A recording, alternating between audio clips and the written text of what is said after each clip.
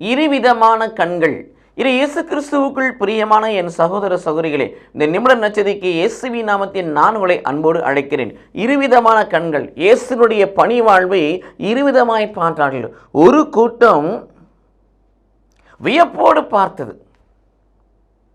இதுக்கு கடவுளுடைய வல்லமை வெளிப்படுகிறது. நம் மத்தியிலே மெசியா வந்திருக்கிறார். நம் மத்தியிலே ஒரு பெரிய உண்மையுள்ள இறைவாக்கன் வந்திருக்கிறார்.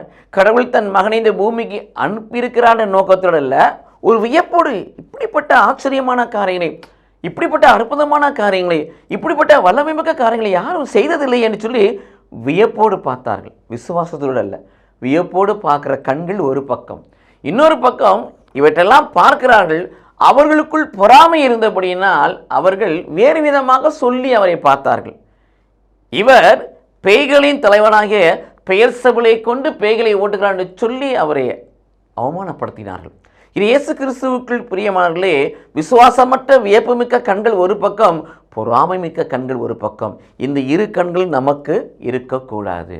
நம்முடைய கண்கள் இயேசுவின் மீது பதிய வைக்க வேண்டும். சிலுவை சுமந்தவரை சிந்தையில் இருத்துங்கள். சிலுவையின் மீது ஒரு கண்களை பதிய வைங்கள் என்று சொல்லுகிறார். இது இயேசு கிறிஸ்துவுக்குள் பிரியமானவர்களே, நாம் நமது கண்களை இயேசு மீது பதிய வைக்க வேண்டும். ஏனெனில் நம்முடைய வாழ்க்கையில் விசுவாசத்தை தொடங்குவோரும் முடிப்போருமான ஆண்டவராய் இயேசு கிறிஸ்து. விசுவாசத்தை, நம்பிக்கை நம்ம வாழ்க்கையில் தொடங்குபவர் யார்? இயேசு கிறிஸ்து. முடித்து வைப்பவர் இயேசு கிறிஸ்து.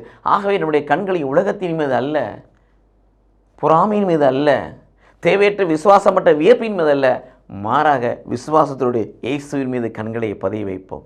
அவருடைய மகிமையை காண்போம். இந்த உலகத்துக்கு பறைசாற்றுவோம். கடவுள் நம்மை ஆசீர்வதிப்பாராக. ஆமென்.